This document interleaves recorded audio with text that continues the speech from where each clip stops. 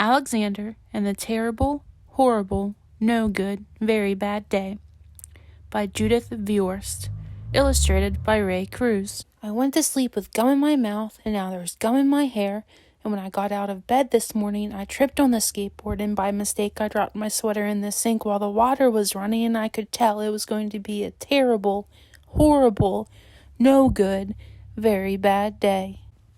At breakfast, Anthony found a Corvette Stingray car kit in his breakfast cereal box, and Nick found a junior undercover agent code ring in his breakfast cereal box. But in my breakfast cereal box, all I found was breakfast cereal. I think I'll move to Australia. In the carpool, Mrs. Gibson let Becky have a seat by the window. Audrey and Elliot got seats by the window too. I said I was being scrunched. I said I was being smushed. I said, if I don't get a seat by the window, I am going to be car sick. No one even answered. I could tell it was going to be a terrible, horrible, no good, very bad day. At school, Mrs. Dickens liked Paul's picture of the sailboat better than my picture of the invisible castle. At singing time, she said I sang too loud. At counting time, she said I left out 16. Who needs 16? I could tell it was going to be a terrible, horrible, no good, very bad day. I could tell because Paul said I wasn't his best friend anymore. He said that Philip Parker was his best friend, and that Albert Moyo was his next best friend, and that I was only his third best friend. I hope you sit on tack, I said to Paul. I hope the next time you get a double-decker strawberry ice cream cone, the ice cream part falls off the cone part and lands in Australia.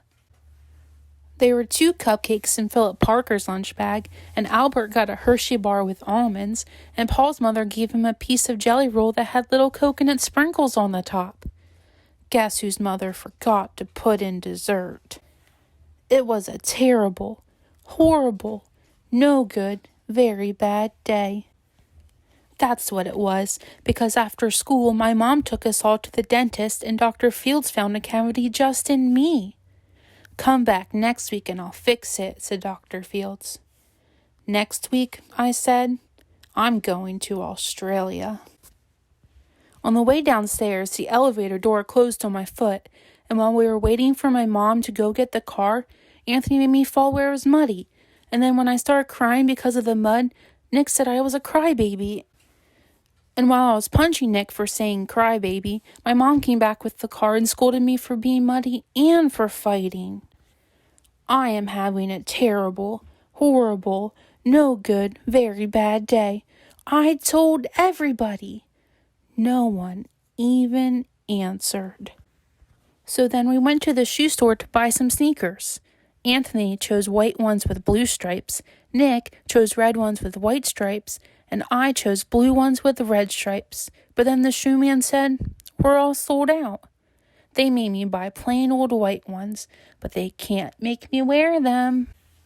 When we picked up my dad at his office, he said I couldn't play with his copying machine. But I forgot.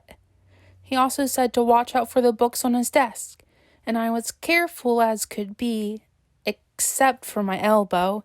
He also said don't fool around with his phone. But I think I called Australia.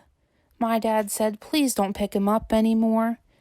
It was a terrible, horrible, no good, very bad day. There were lima beans for dinner, and I hate limas. There was kissing on TV, and I hate kissing. My bath was too hot, I got soap in my eyes, my marble went down the drain, and I had to wear my railroad train pajamas. I hate my railroad train pajamas. When I went to bed, Nick took back the pillow he said I could keep, and the Mickey Mouse nightlight burned out, and I bit my tongue. The cat wants to sleep with Anthony, not with me. It has been a terrible, horrible, no good, very bad day. My mom says some days are like that, even in Australia.